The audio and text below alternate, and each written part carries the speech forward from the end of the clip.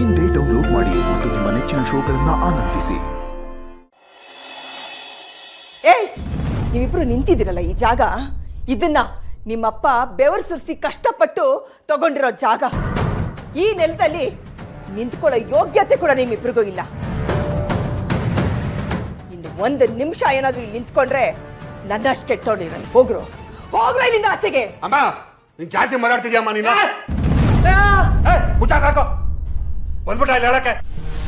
ಏನಮ್ಮ ಈ ಅನಾಥನ ಇಟ್ಕೊಂಡ ನಮ್ಮನ್ನೇ ಕಡೆಗಣಿಸ್ತಿದ್ಯಾ? ನಿಮ್ಮನ್ನೆಲ್ಲ ಸುಮ್ಮನೆ ಬಿಡಲ್ಲ ನಾನು. ಏನಪ್ಪ, ಹೆತ್ತ ತಾಯಿ ಅಂತೇನು ನೋಡದೆ ಬಾಯಿಗೆ ಬಂದಾಗ ಮಾತಾಡ್ತಿದ್ಯಲ್ಲ, ನಿನ್ಗೇನು ಅನಿಸ್ತಾ ಇಲ್ವಾ? ನೀವು ಸುಮ್ಮನೆ ಸಾಕು. ದೊಡ್ಡದಾಗ ಹೇಳಕ್ ಬಂದ್ಬಿಟ್ರಿ ಇಲ್ಲಿ. ನೀವು ಗಂಡ ಹೆಂಡತಿ ಮಾಡಿರೋ ಕೆಲಸಕ್ಕೆ ಊರಿನವರೆಲ್ಲ ನಮ್ಮನ್ನ ನಾಟ್ಕೊಳ್ಳೋದಾಯ್ತು. ಬರಾಗಿ ಹೋಗೋಣ. ಇದೊಂದು ಊಟನ ಮನುಷ್ಯ ತಿಂತಾನ? ಸಾಕಿದಿರಲ್ಲ ಈ ಪ್ರಾಣಿನ, ಕೊಡಿ ತಿನ್ನುತ್ತೆ. ಬರ ಬರ.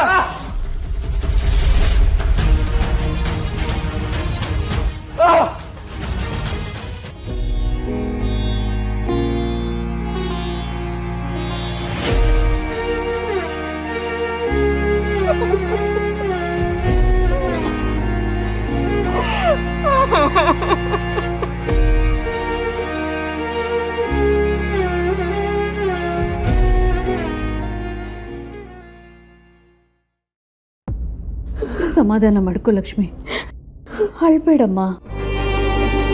ನಾನೇನು ಮಾತು ಹೇಳ್ತಾ ಇದ್ದೀನಿ ಅಂತ ಬೇಜಾರು ಮಾಡ್ಕೋಬೇಡ. ಇವರಿಬ್ರು ನೀನು ಹೆತ್ತ ಮಕ್ಕಳ ಲಕ್ಷ್ಮಿ.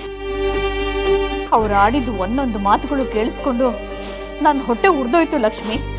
ಹಬ್ಬಬ್ಬಬ್ಬಬ್ಬ, ಮಕ್ಕಳ ಇವರು ಅಲ್ವೇ? ನಿನ್ನಲ್ಲಿ ನಿನ್ನ ಗಂಡನಲ್ಲಿರೋ ಒಳ್ಳೆ ಗುಣಗಳು ಒಂದು ಚೂರು ಕೂಡ ಇವರಲ್ಲಿ ಇಲ್ವಲ್ಲ? ಬಾ ಲಕ್ಷ್ಮಿ, ಏನಾಯ್ತು? ಏನಾಯ್ತು ಲಕ್ಷ್ಮಿ? ಅವಳು ಏನಂತ ಹೇಳ್ತಾಳೆ? ನಿಮ್ಮ ಮಕ್ಕಳು ಬಂದಿದ್ರು, ಅವ್ರು ಆಡಿದ ಮಾತುಗಳಿಗೆ ಲಕ್ಷ್ಮಿ ಆಗಿದ್ದಕ್ಕೆ ಸಹಿಸ್ಕೊಂಡ್ಲು. ಅದೇ ನಾನೇನಾದರೂ ಆಗಿದ್ದಿದ್ರೆ ಗ್ರಾಚಾರ ಬಿಡಿಸ್ಬಿಡ್ತಾ ಇದ್ದೆ. ಲಕ್ಷ್ಮಿ, ಸಂತು ಹರೀಶ ಇಲ್ಲಿಗೆ ಬಂದಿದ್ರಾ? ಹೌದು ರೀ.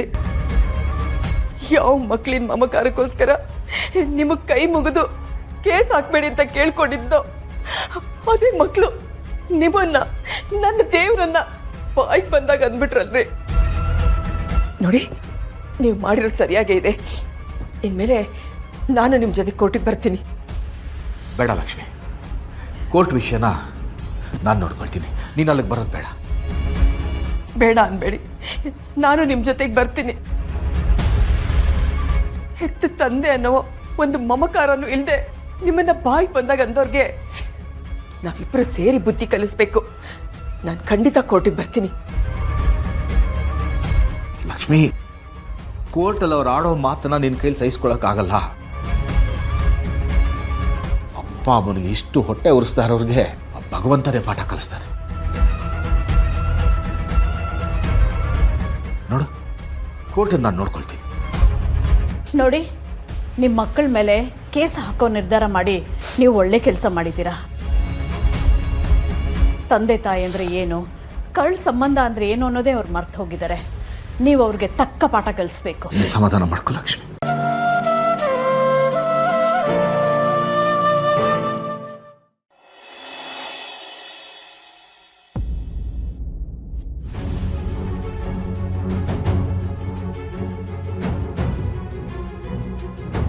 ಚಂದನ, ಒಂದು ಲೋಟ ನೀರು ತಗೋ ಮಾಮ.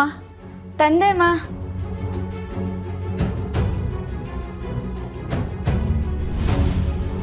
ತಗೊಳ್ಳಿ. ಆಯಾಸ ಆಯ್ತಮ್ಮ? ಆಯಾಸಕ್ಕಿಂತ ಮನ್ಸಿಗೆ ತುಂಬ ಬೇಜಾರಾಯ್ತಮ್ಮ. ನೀನು ಯಾವಾಗ ಬಂದೆ?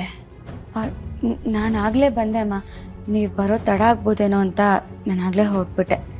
ಒಳ್ಳೆ ಕೆಲಸ ಮಾಡಿದೆ. ಯಾಕಮ್ಮ ಒಂಥರ ಇದ್ದೀರಾ? ಏನಾಯಿತು? ಏನಂತ ಹೇಳಮ್ಮ. ಹಾಂ, ನೀನು ಅವ್ರ ಮನೆಗೆ ಬರದೇ ಇದ್ದಿದ್ದು ಒಳ್ಳೇದಾಯ್ತು ನೋಡು. ಯಾಕಮ್ಮ, ಅಂಥದ್ದು ಏನಾಯಿತು? ಏನಂತೇಳಿ, ಅವಳಲ್ಲಿ ಚೆನ್ನಾಗಿರ್ತಾಳೆ ಹಾಗೆ ಹೇಗೆ ಅಂತ ನಾನು ಏನೇನೋ ಕಲ್ಪನೆ ಮಾಡ್ಕೊಂಡಿದ್ದೆ. ಆದರೆ ಅಲ್ಲಿ ಹೋಗಿ ನೋಡಿದ ಮೇಲೆ ಗೊತ್ತಾಯಿತು, ಪಾಪ ಅವಳಿಗೆ ಆ ಮನೇಲಿ ನೆಮ್ಮದಿನೇ ಇಲ್ಲಮ್ಮ. ಅಂದರೆ ಏನಾದರೂ ಸಮಸ್ಯೆನಾ? ಚಂದನ, ಜೀವನ ಅನ್ನೋದು ಸಮಸ್ಯೆ ಅಲ್ಲಮ್ಮ. ಜೀವನದಲ್ಲಿ ನಮ್ಮ ಜೊತೆ ಇರ್ತಾರಲ್ಲ, ಅದೇ ನಮ್ಮವರು ಅಂತ, ಅವರಿಂದನೇ ಸಮಸ್ಯೆ ಇಲ್ಲ. ಪಾಪ ಅವಳ ಮಕ್ಕಳಿಂದನೇ ನೆಮ್ಮದಿ ಇಲ್ಲ. ಯಾವ ತಂದೆ ತಾಯಿಗೂ ಅಂಥ ಮಕ್ಕಳು ಹುಟ್ಟಬಾರ್ದು. ಪಾಪ ಇವರು ಯಾರೋ ನಮ್ಮ ಅಪ್ಪ ಅಮ್ಮ ಅಂತಾರೇನೆ ಅನ್ಸುತ್ತೆ. ಅವ್ರ ಮಕ್ಕಳಿಂದನೇ ತೊಂದರೆ ಅನುಭವಿಸ್ತಾ ಇದ್ದಾರೆ. ಈ ವಯಸ್ಸಿನಲ್ಲೂ ಕಷ್ಟಪಟ್ಕೊಂಡು ಜೀವನ ಮಾಡ್ತಾ ಇದ್ದಾರೆ.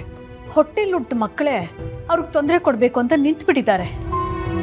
ಪಾಪ ಅವಳನ್ನು ನೋಡಿದ್ರೆ ನನಗೆ ಸಂಕಟ ಆಗ್ತಾ ಇದೆ. ಛೇ, ಇವರೇ ಹೀಗಂದ್ರೆ ಇನ್ನಲ್ಲಿ ನಮ್ಮ ಅಪ್ಪ ಅಮ್ಮ ಹೇಗಿದ್ದಾರೋ ಏನೋ.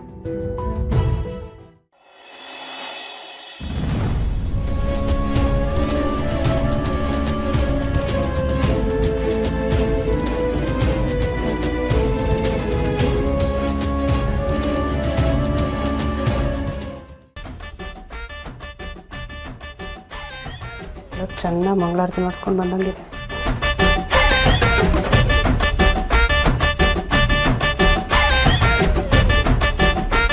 ಯಾಕ್ರಿ ಮನೆಗೆ ಬರ್ತಿದ್ದಂಗೆ ಒಳ್ಳೆ ಮೈ ಮೇಲೆ ಬಂದರಂಗೆ ಆಡ್ತಿದ್ದೀರಪ್ಪ. ಹೋಗ್ಲಿ ಬಿಡಿ, ನಿಮಗೆ ಇಷ್ಟ ಅಂತ ಮಜ್ಜಿಗೆ ಹುಳಿ ಮಾಡಿದ್ದೀನಿ. ಬನ್ನಿ, ಹೊಟ್ಟೆ ತುಂಬ ಊಟ ಮಾಡೋರಂತೆ. ಬೇಡ ಕಣೆ, ನಾನು ಹಸ್ಕೊಂಡೇ ಇರ್ತೀನಿ. ಹಸ್ಕೊಂಡೇ ಇರ್ತೀರಾ? ನೀವೇನು ಡಯಟ್ ಶುರು ಮಾಡ್ಕೊಂಡ್ಬಿಟ್ರಾ? ಮೊದಲೇ ಹೇಳೋದಲ್ವೇನ್ರಿ, ಈಗೆಲ್ಲ ಅನ್ನ ಹಾಗೆ ಮಿಕ್ಕುತ್ತೆ. ಯಾರು ತಿಂತಾರ ತಂಗಳು? ಡಯಟ್ ಗೇಟ್ ಎಲ್ಲ ಏನಿಲ್ಲ ಕಣೆ. ನಾನು ಊಟ ಮಾಡಿದ್ರೆ ಒಳಗಡೆ ಕಿಚ್ಚಿ ಎಲ್ಲ ಆರೋಗ್ಬಿಡುತ್ತೆ. ಅದು ಹಾಗೆ ಇರಬೇಕು ಅಂತ ಊಟ ಮಾಡೋದು ಬೇಡ ಅಂತ ಅಂದ್ಕೊಂಡಿದ್ದೀನಿ. ಓಹೋ, ಸರಿಯಾಗಿ ಹತ್ಕೊಂಡಂಗಿದೆ. ಏನೇ ಅಲ್ಲ, ನೀವು ಈ ರೀತಿ ಊಟನೇ ಮಾಡದೇ ಇದ್ದರೆ ನಿಮ್ಮ ಆರೋಗ್ಯ ಹಾಳಾಗಲ್ವಾ? ಆರೋಗ್ಯನೇ ಇಲ್ಲ ಅಂದಮೇಲೆ ನೀವು ಏನು ತಾನೇ ಮಾಡೋಕ್ಕಾಗತ್ತೆ? ಹೋರಾಟ ಮಾಡೋಕ್ಕಾದ್ರೂ ಚೆನ್ನಾಗಿ ಊಟ ಮಾಡಬೇಕಲ್ವಾ ಅಂತಂದೆ. ನಿಮ್ಮ ಅತ್ತೆ ಮಾವಂಗೆ ಹುಚ್ಚಿಡ್ದಿದೆ. ಒಳ್ಳೆ ರಣ ಹದ್ದುಗಳ ಥರ ನನ್ನನ್ನು ಕುಕ್ಕಿ ತಿನ್ನಬೇಕು ಅಂತ ಅಂದ್ಕೊಂಡಿದ್ದಾರೆ. ನಾನು ಸ್ವಂತ ಮನೆ ಕಟ್ಟಿದ್ದೀನಲ್ಲ, ಅದಕ್ಕೆ ನನ್ನ ಹತ್ರ ದುಡ್ಡಿದೆ. ಅವ್ರ ಶೆಡ್ಡನ್ನು ಕಿತ್ತಾಕಿ ಹೊಸ ಮನೆ ಕಟ್ಟೋಣ ಅಂತ ಪ್ಲ್ಯಾನ್ ಮಾಡಿದ್ದಾರೆ. ನಂದೊಂದು 2 ಲಕ್ಷ ಖರ್ಚಾದ್ರೂ ಪರವಾಗಿಲ್ಲ, ಅವ್ರಿಗೆ ಬುದ್ಧಿ ಕಲಿಸ್ತೀನಿ ನೋಡು. ಆದರೆ ಈ ಸದ್ಯಕ್ಕೆ ನಿಮ್ಮನ್ನು ನೋಡಿದ್ರೆ ಎಲ್ಲೋ ಹೋಗಿ ಯಾರ ಹತ್ರನೂ ಕುಂಕುಮಾರ್ಚನೆ ಮಾಡಿಸ್ಕೊಂಡು ಬಂದಂಗಿದೆ. ಏನಾಯಿತು? ಅಮ್ಮನ ಹತ್ರ ಹೋಗಿದ್ದೆ. ಅಮ್ಮ ನಮ್ಮನ್ನು ನೋಡ್ತಿದ್ದಾಗೆ ಕರ್ಗೋಗಿ ಅಪ್ಪನ ಹತ್ರ ಮಾತಾಡಿ ಕೇಸ್ ವಾಪಸ್ ತಗೊಳಕ್ಕೆ ಹೇಳ್ತಾರೆ ಅಂತ ಅಂದ್ಕೊಂಡ್ರೆ ನಮಗೆ ಬೈದು ಕಳಿಸಿದ್ರು. ಜೊತೆಗೆ ಆ ದತ್ತುಪುತ್ರ ಬೇರೆ. ಎಲ್ರಿಗೂ ದುಡ್ಡಿನ ಪಿಚಾಚಿ ಹಿಡಿದಿದೆ. ಹಿಡೀಲಿ ಬಿಡ್ರಿ, ಇಷ್ಟು ದಿವಸ ನಿಮ್ಗೆ ಹಿಡ್ದಿತ್ತು, ಈಗ ಅವ್ರಿಗೆ ಹಿಡ್ದಿದೆ. ಏನೀಗ? ನೀನೆಲ್ಲ ಅವ್ರನ್ನ ಬಿಟ್ಕೊಡ್ತೀಯ? ನಡಿ ಊಟಕ್ಕೆ. ಈಗ ತಾನೇ ಕಿಚ್ಚು ಆರೋಗುತ್ತೆ, ಊಟ ಮಾಡಲ್ಲ ಅಂದ್ರೆ? ಸುಮ್ಮನೆ ತಲೆ ತಿನ್ಬೇಡ ಕಣೆ, ಹೋಗೆ. ಬರೀ ಕಿಚ್ಚು ಹತ್ಸಿ ಅಷ್ಟೇ ಗೊತ್ತಿತ್ತು, ಕಿಚ್ಚು ಹತ್ಕೊಂಡ್ರೆ ಹೆಂಗಾಗುತ್ತೆ ಅಂತ ಇವತ್ತು ಗೊತ್ತಾಯ್ತು. ಲಕ್ಷ್ಮೀ ನಿವಾಸ